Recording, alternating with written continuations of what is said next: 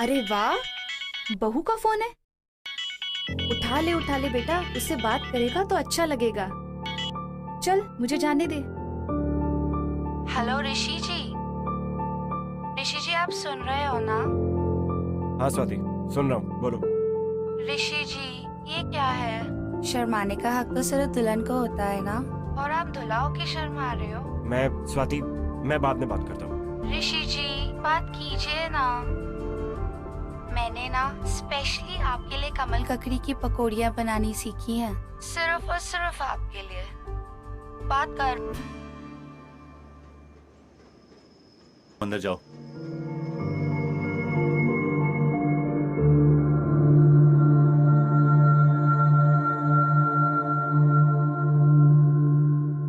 लेकिन ये जो प्यार की हवा होती है ना, ये बहुत ही अलग होती है।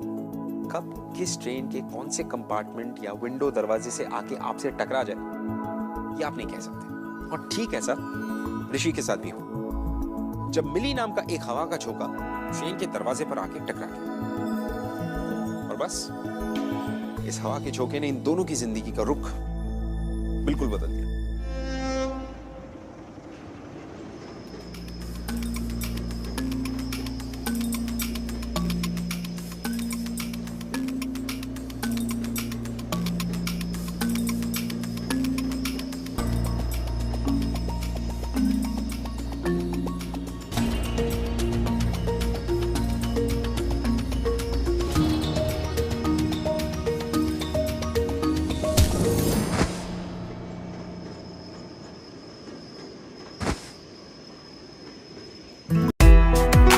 जिसके ख्याल में, जिसको सोचने में एक उम्र गुजरी,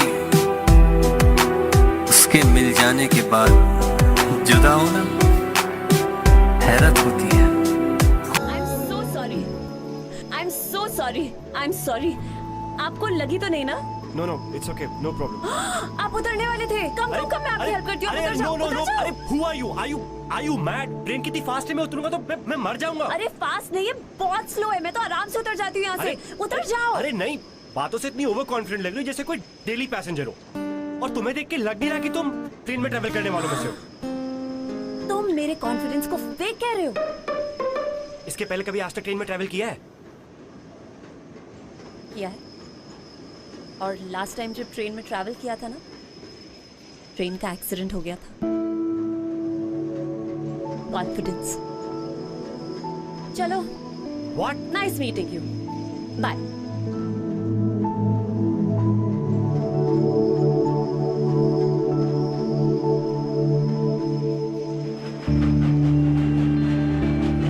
ऋषि का मन तो यूं कर रहा था कि वो ट्रेन से कहीं कूद जाए, क्योंकि वो नहीं चाहता था कि उसके पिता उनकी पसंद की कोई लड़की को उसकी जिंदगी पे ऐसे ही थोप दे।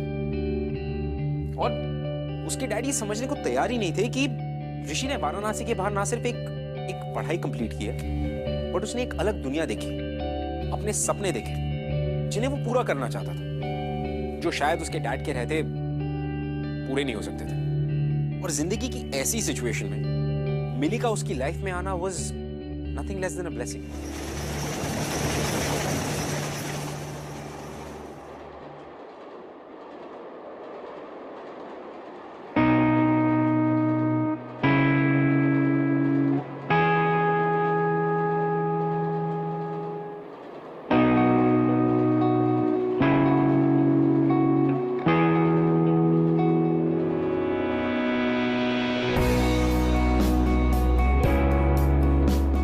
ले बेटा। जीजी तुम लेट जाओ, लगता है तुम बहुत थक गई हो। नहीं, हम यहाँ बैठे ही ठीक हैं। लेटने के लिए ऊपर की सीट पर जाना होगा। दरअसल हमारे जोड़ों में बहुत दर्द है। ऊपर जाने की क्या जरूरत है, हम यहीं कुछ एडजस्ट कर लेते हैं, आप नीचे लेट जाओ। नहीं, कोई जरूरत नहीं है मेहमानों को परेशान करने की। अगर आप ऊपर नहीं जा सकती तो चुपचाप यहाँ बैठे रहिए।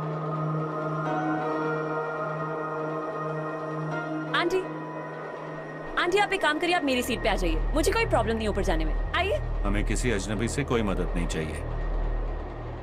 ओह हेलो अंकल, मेरा नाम मिली है। नमस्ते नमस्ते नमस्ते नमस्ते। अब हम अजनबी नहीं है आंटी, आ जाइए। चुपचाप यहीं बैठे रहिए। अरे आप ऐसे कैसे कह सकते हैं आंटी को? उनकी मर्जी, वो जहाँ चाहे वहाँ बैठ सकती है। आप जबरदस्ती कैसे कर सकते हैं उनके साथ? तुम शांत हो जाओ बेटा, अब हम यहाँ अपनी मर्जी से ही बैठे हैं। आंटी यू नो व्हाट, ये आपका जो नजाकत भरा रूप है ना, सीधा साधा अंकल की हर बात मानने वाला, इसी की वजह से वो आपका फायदा उठाते हैं। आप मुझे एक बात बताइए, करवा चौथ वाले दिन अगर अंकल आपको बोलेंगे आज मून नहीं है, आज सन मून है, तो आप सन को देख के करवा चौथ का फास्ट तोड़ देंगी? नहीं ना? नहीं। सेल्फ रिस्पेक्ट की भी तो कोई बात होती है ना aunty. This is not fair, ये बहुत गलत है। अगर आपको यहाँ पे आके बैठना है, आप बैठ सकती है। आप अंकल को क्यों पूछ रही है? आइए आइए।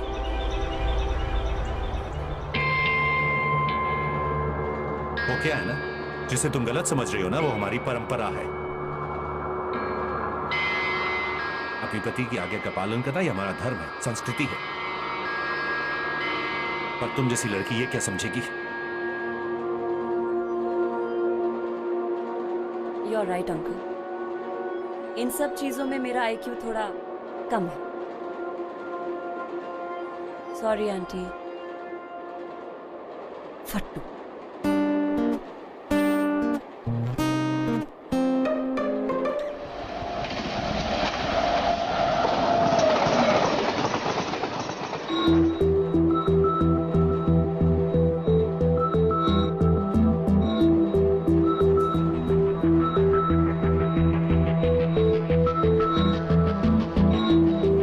जीजा जी, आप तो कह रहे हैं वेडिंग में जा रहे हैं। तो ऋषि की वेडिंग पे तो जा रहे हैं हम। हमें तो लग रहा है वॉर पे जा रहे हैं। अभी भी अगर नाच गाना नहीं हुआ या ढोलक शोलक नहीं बजे ना, तो हम अपने मुंह पर पट्टी चिपका के बैठ जाएंगे। शीला, ज्योति, बेटा उठ जा। शीला आंटी को बैठने दे, यहाँ बैठो। ज्योति, तुम ढोलक लेकर आओ, यहाँ आ जाओ। कुछ नाच गाना होना चाहिए, शादी ब्याह में जा रहे। मुंह लटका के बैठा हुआ है। आंटी आंटी, मेरे पास एक आइडिया है। मेरे पास ना स्पीकर्स भी हैं और मेरे फोन पे माइंड ब्लोइंग म्यूजिक है। मैं अपने स्पीकर्स लगाऊंगी, पर एक चीज करनी पड़ेगी आप सबको। आप सबको डांस करना पड़ेगा, ओके? ये हाँ। चलो लेट्स बिगिन।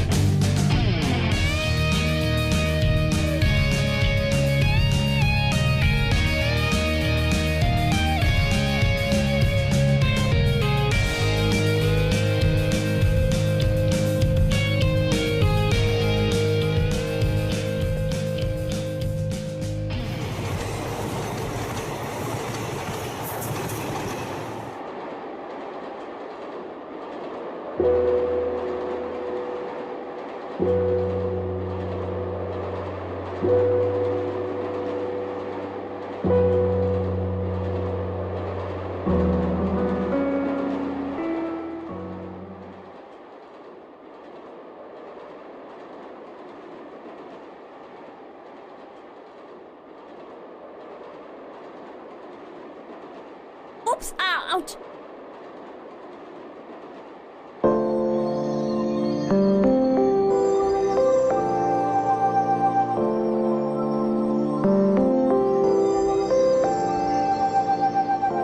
सॉरी वो बेटा संभल के। हाँ सॉरी वो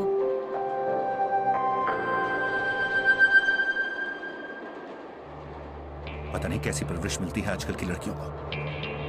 ना कपड़े पहनने का ढंग, ना बात करने का ढंग। क्या परिवार बसाएंगी और क्या बच्चे पालेंगी?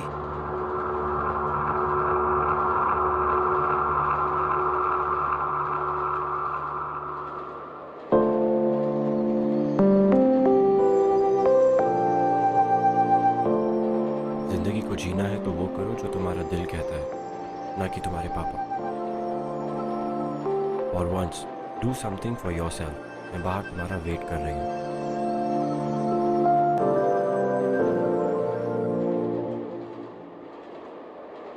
आप लेंगी?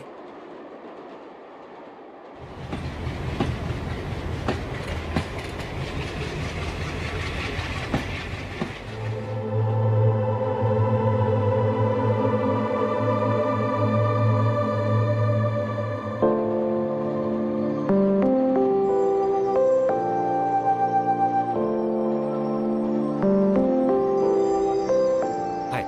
हेलो। वो एक्चुअली थैंक्स कहने की कोई ज़रूरत नहीं है। कोई भी अगर अच्छा इंसान होता तो उस समय वही करता जो मैंने किया। Thank you. तुम्हें ऐसा लग रहा मैंने तुम्हें थैंक यू कहने के लिए बुलाया? सॉरी। वैसे क्या देखा तुमने? एक्चुअली हम दोनों इतने पास थे ना एक दूसरे के, कुछ देखने का मौका ही नहीं मिला। Bad luck. Bad luck, you are such a cheapster. तुम्हारे साथ डांस किया, तुम्हारी गोद में गिरी, उसका तुम ये मतलब निकाल रहे हो, राइट? Anyway thank you. वो आज तुमने मेरी मॉम को जो सपोर्ट करा मेरे डैड के सामने। वैसे ये तुम्हारा काम था, you know that, right? I know. तुमने अपनी शक्ल देखी है?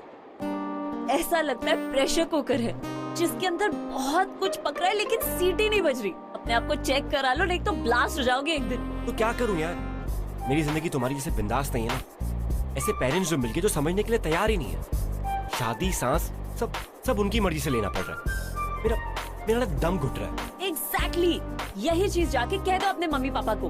अभी देखो कैसे सब कुछ बोल रहे हो मेरे सामने।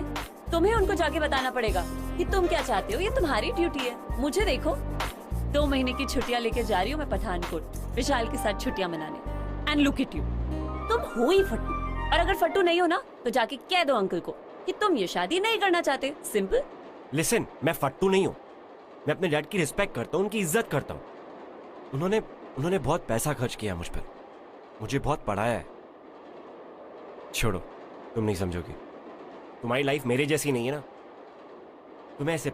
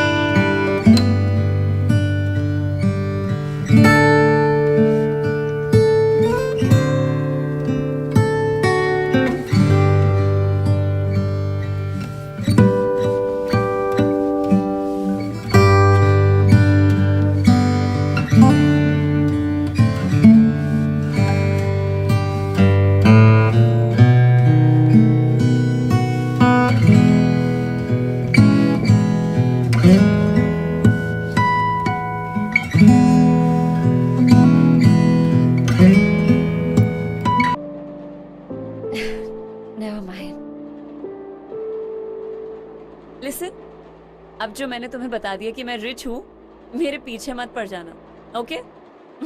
See you.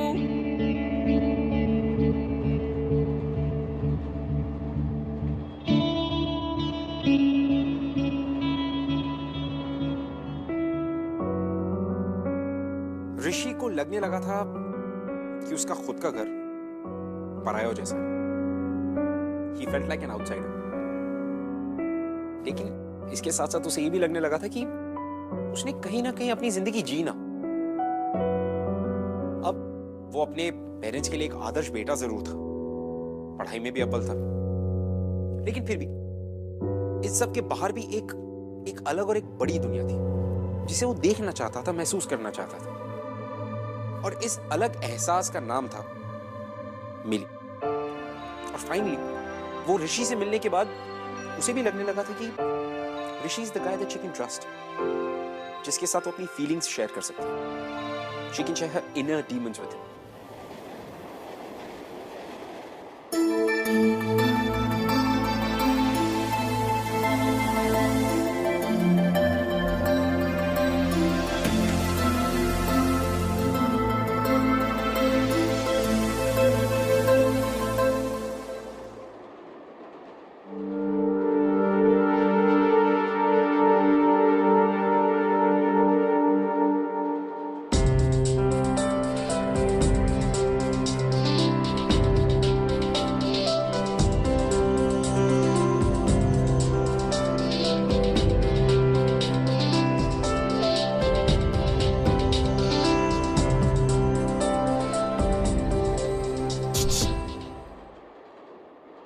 हाँ हाँ, phone.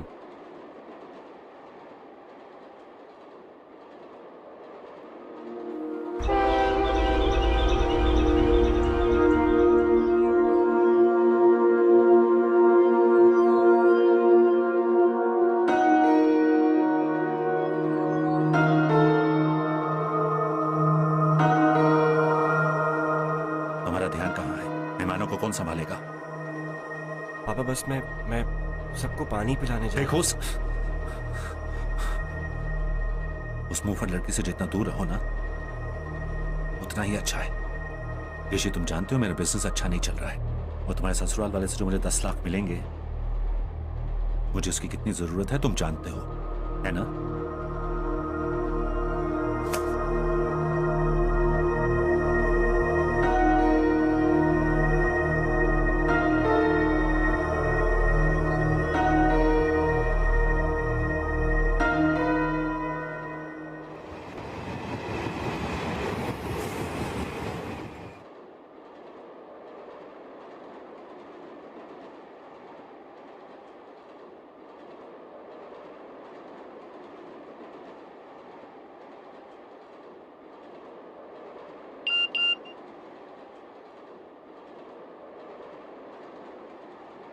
I am really sorry, मुझे तुम्हारे पेरेंट्स के बारे में नहीं पता था। But hey, you such a happy soul यार। तुम्हें मेरा सेल नंबर कैसे मिला?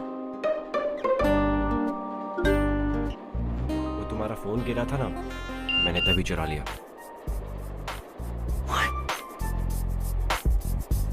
वाह वाह, आई एम इम्प्रेस्ड। डेयरिंग का कीड़ा है तो सही तुम्हारे अंदर, बस अब बाहर आना बाकी है।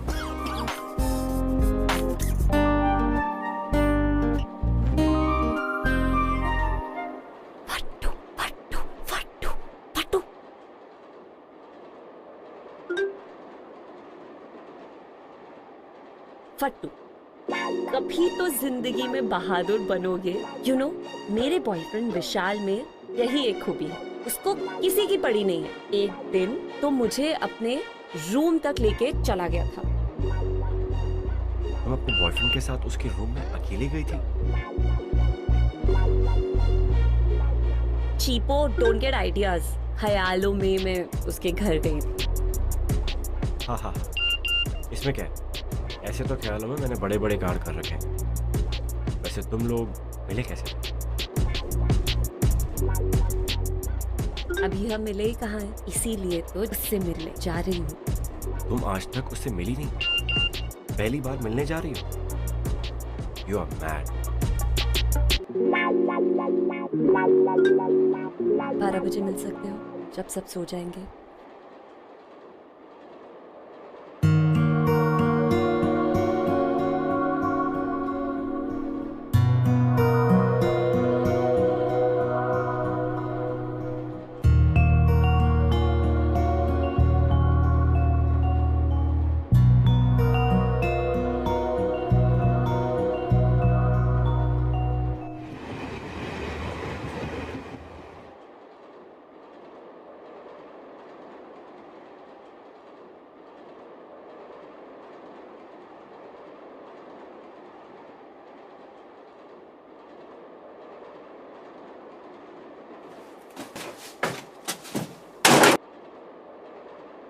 खुद को जीता हुआ देखकर। जिंदगी से कोई दुश्मनी नहीं मेरी, बस एक जिद है कि तुम बिन जीना नहीं, जीना नहीं।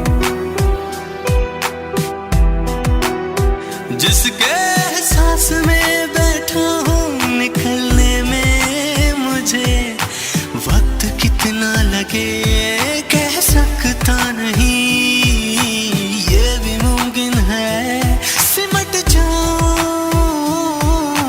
उम्र भर के लिए, उम्र भर के लिए।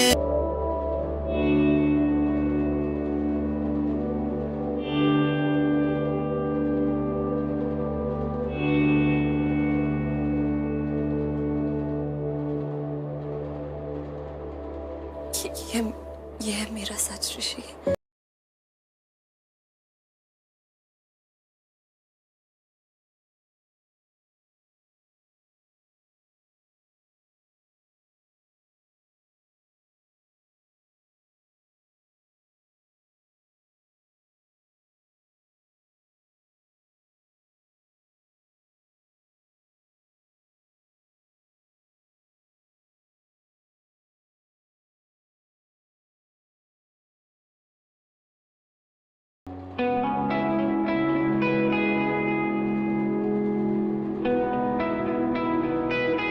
मम्मी पापा के गुजर जाने के बाद मैंने ही खुद को पाल पोस के बड़ा किया है।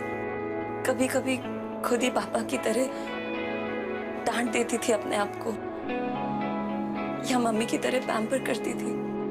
दुनिया ने ना हमेशा मुझे यूजलेस समझा, या मुझे हैंडीकैप समझ के हमेशा ऐसा सोचा कि मैं जिंदगी की रेस में आगे बढ़ ही नहीं सकती, कुछ नहीं कर सकती। पिछले 1 साल से रेंटेड अपार्टमेंट में अकेले रह रही हूँ। एक्सीडेंट के बाद मैं अपनी कजिन के साथ रहती थी। जिस दिन गवर्नमेंट ने कॉम्पेंसेशन भेजा ना, उस दिन मेरे जीजा जी बिल्कुल बदल गए। उनकी नजर सिर्फ और सिर्फ मेरे पैसों पर थी, जो वो अपने इलेक्शन कैंपेन के लिए यूज करना चाहते थे। इसीलिए मैंने घर छोड़ दिया। तब से भाग रही हूँ मैं उनसे भाग रही हूँ, और वो मेरे पीछे पड़े हुए, इसीलिए जा रही हूँ विशाल के पास।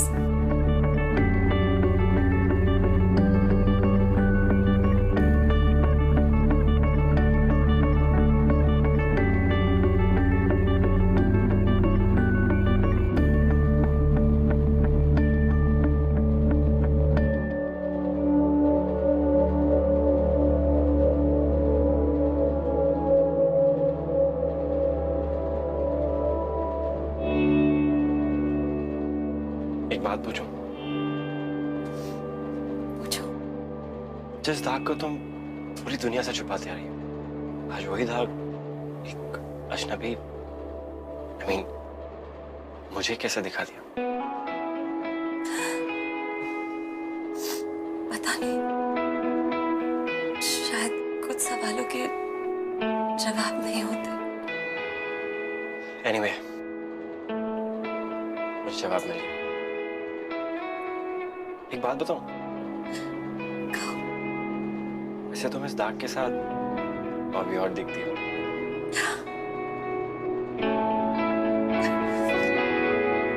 जी।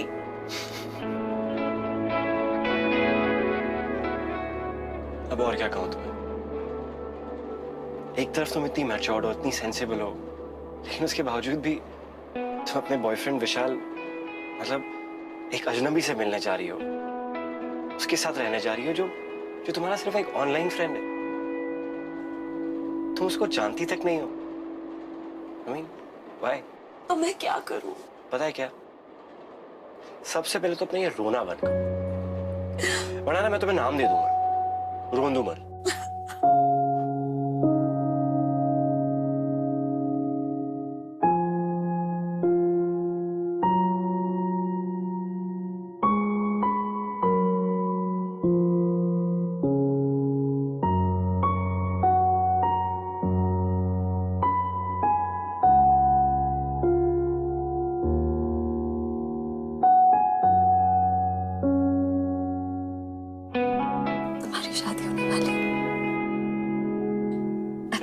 के लिए कुछ बचा के रखो।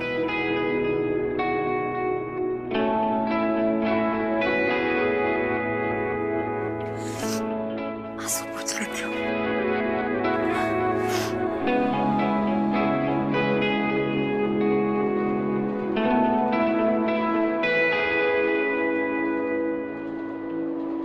कैसी हैं आप साली साहिबा?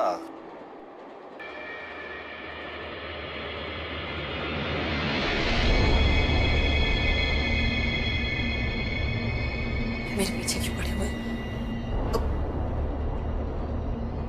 अब हमें इस तरह तुम्हारे पीछे भागना कोई अच्छा थोड़े ना लगता। क्या करूं? तुम हो सोने का चिड़िया। अगर हम आजाद कर देंगे कोई दूसरा बहेलिया तुम्हें अपने पिंजड़े में कैद कर ले। प्लीज प्लीज ऐसी बातें करना बंद कीजिए। कम से कम दीदी के बारे में सोचिए। अरे कमाल कर रही हो।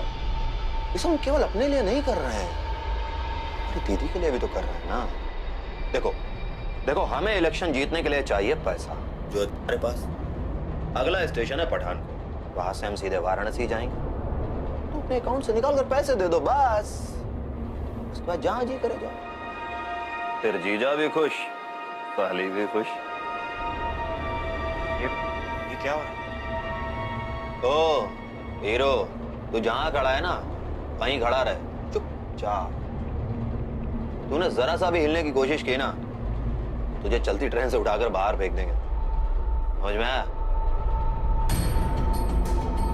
हाँ, तो क्या कह रहे थे?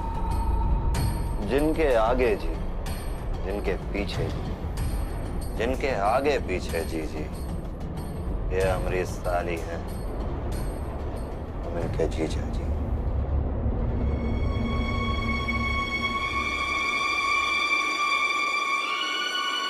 छोड़िए मेरा हाथ। आओ। छोड़िए। साहबजादी घर पे बिना छोड़िए बताए चली आई। छोड़िए मुझे, आप मेरे साथ जबरदस्ती। चुपचाप चलो, जब से ट्रेन चली है तब से ढूंढ रहा हूँ तुम्हें। छोड़िए छोड़िए, सामान पैक करो अपना। समझ में आया? आप मेरे साथ जबरदस्ती नहीं कर सकते। बिल्कुल चुप, कुछ सुनना नहीं चाहते हैं। क्या क्या है सरफरी लड़की ने? अब क्या बताएं भाई साहब, आजकल का लड़के अपने हिसाब से ही सारा काम करते हैं। घर से भाग के आई हैं। मुझे तो पहली नजर में ही लगा था कि कुछ गड़बड़ है। ना कपड़े पहनने का ढंग, ना बात करने की तमीज। भाई साहब एक बात बताऊं, लड़कियों को इतनी ढील नहीं देनी चाहिए। बिल्कुल ठीक कह रहे हैं आप, थोड़ा लगाम तो कसना पड़ेगा इनका। भाई साहब ये बनारस की लड़कियां तो बड़ी तमीजदार होती हैं। ऐसी बेशरम लड़की मैंने पहली बार देखी है जिंदगी में। अंकल आप ऐसा क्यों बोल रहे हैं? बिल्कुल चुप, चुपचाप बिल्कुल तमीज से पेश आओ, वरना हम बदतमीजी पे उतर आऊंगा।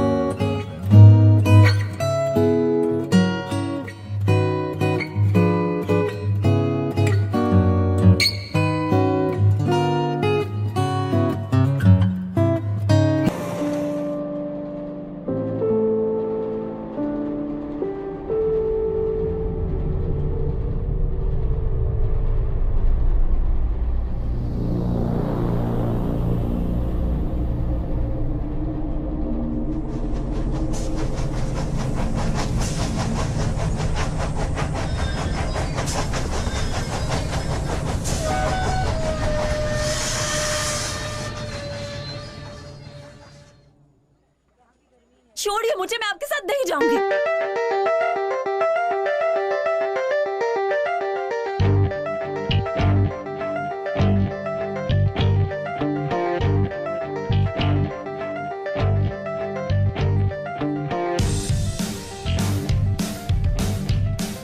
छोड़िए मुझे, चुपचाप चलो। आप ऐसे जबरदस्ती नहीं कर सकते हम मेरे ऐसा साथ। नहीं करेंगे। Please somebody help। विशाल,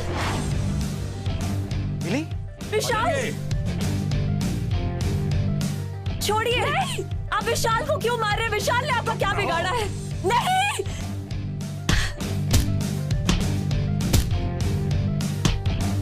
छोड़िए मुझे, मुझे विशाल के पास जाना है। somebody help, please somebody।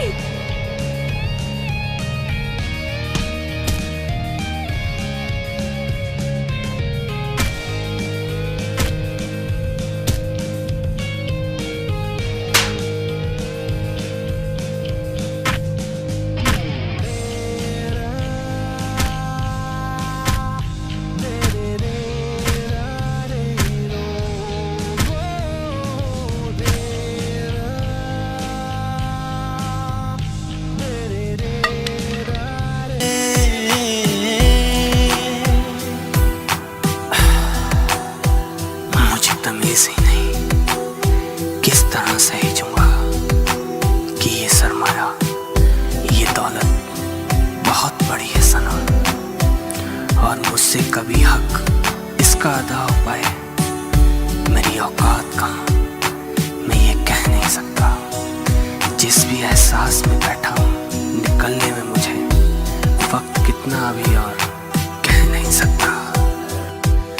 मैं समंदर में या बादल में मेरा वजूद, ठहरा हूँ मैं कहाँ इसका पता भी नहीं।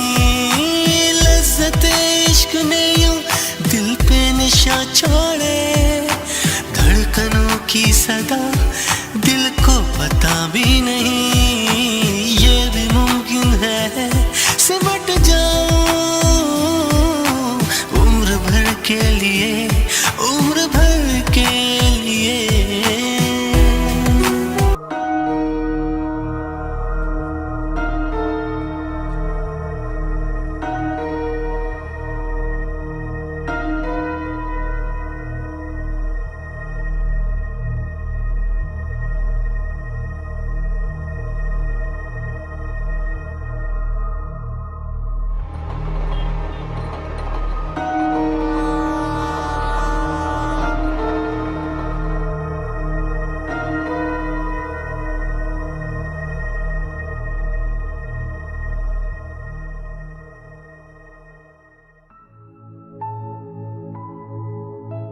वो तुम्हारे ससुराल वाले से जो मुझे 10 लाख मिलेंगे, मुझे उसकी कितनी जरूरत है तुम जानते हो।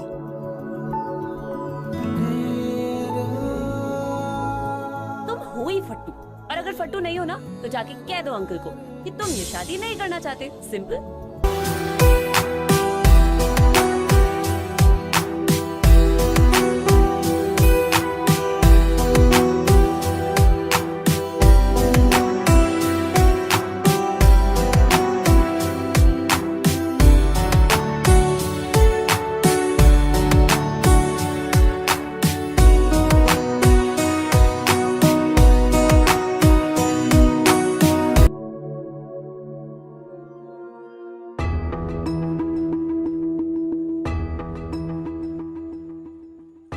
हाँ। देखो कुछ गड़बड़ मत करना, तुम्हारे ऊपर बहुत खर्चा किया मैंने, सब वसूलने का वक्त आ गया, समझे तुम? नमस्कार नमस्कार नमस्कार। नमस्ते। अरे नहीं नहीं, सबकी क्या जरूरत है।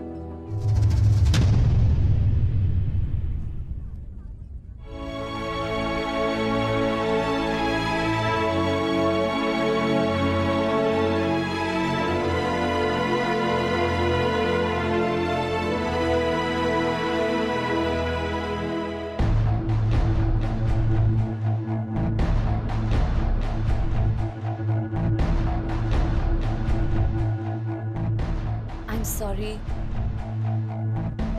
आई थिंक मैं जो बोलने वाली हूँ वो आप लोगों को बहुत गलत लगेगा। अगर एक दूल्हे को शादी के मंडप से उसकी गर्लफ्रेंड भगा के ले जाए तो वो तो गलत ही होगा ना। अंकल ये आपकी बेटी को कभी खुश नहीं रख पाएगा। You will never be happy with him. In fact शादी के बाद तो ये खुद भी खुश नहीं होगा। Because the truth is, ये मुझसे प्यार करता है।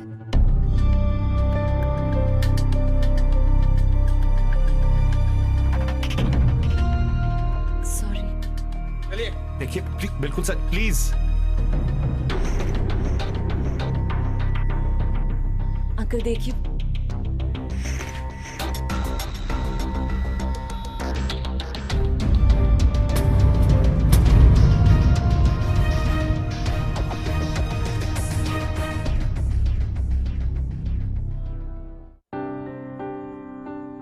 बस पापा बस, बहुत हो गया। आपकी खुशी के चक्कर में हम सब लोग दुखी हैं। आपको दिखाई नहीं देता क्या पापा? आपने हमेशा जैसा चाहा, जो चाहा मैंने किया, क्योंकि मैं उसमें खुश था। मैं वो सब करना चाहता था। नहीं पापा, इसलिए किया क्योंकि आप चाहते थे। मम्मी ने भी चुपचाप वही किया जैसा जैसा आप चाहते थे, लेकिन आपने उनकी इतनी सी भी परवाह नहीं की। कहीं पे भी किसी के भी सामने उनकी बेइज्जती की। अब और क्या चाहते हैं पापा? हम क्या जान दे दे, अपनी मर जाए? बस यही तो बाकी है ना। बेटा चुप हो जा। आज मैंने फैसला कर लिया कि मैं एमएनसी में काम करूंगा और उसी से शादी करूंगा जिससे मैं प्यार करता हूं। मैं पापा को उनके बिजनेस के लिए खुद को बेचने नहीं दूंगा। ये मेरा फैसला है। अंकल, ये आपके बेटे की खुशियों का सवाल है, उसकी जिंदगी का सवाल है। आपको अपने बिजनेस के लिए पैसे चाहिए ना? अंकल, आप मुझसे ले लीजिए, मेरे पास है पैसे। मैं अभी आपको चेक साइन करके दे देती हूँ। अंकल प्लीज इसकी लाइफ के साथ कॉम्प्रोमाइज मत कीजिए। मैं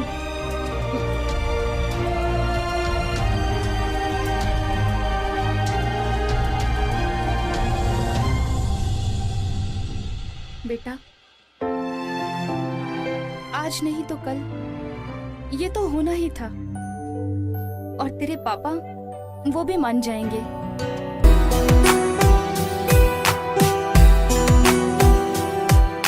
आज तूने जो मेरी जान मुझको बख्शी है, लगती वो हर खुशी के इस जहां की नहीं। एक तो है कि बस तुम्हारा वो भाग गया, वो विशाल ना भाग गया। क्यों? लड़ाई देख के डर गया क्या? नहीं, मेरा स्कार देख के डर गया। या है खुदा वो मेरा, तू ज़मीं की नहीं, मैं आसमां भी नहीं। ये भी मुमकिन है सिमट जाऊं उम्र भर के लिए। बाय द वे, क्या तुम मुझे खुश रख पाओगी? Excuse me, what do you mean? क्या मैं तुम्हें खुश रख पाऊंगी? तुम्हें पता है 4 दिन हुए नहीं है तुम्हें मुझे मिले हुए, और तुम वही कर रहे हो जो तुम हमेशा से करना चाहते थे। तो तुम्हें लग रहा है कि इस वक्त मैं तुम्हारी वजह से खुश हूँ? नहीं, मेरी वजह से नहीं, पर हाँ, इनडायरेक्टली तुम मेरी वजह से खुश हो।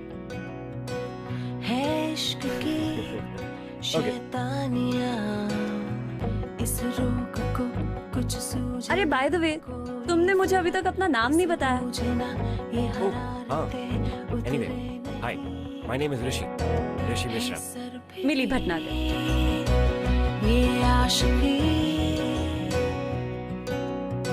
प्यार सिर्फ एक फीलिंग या एक एहसास नहीं है। प्यार आपको ताकत देने की एक दवा है।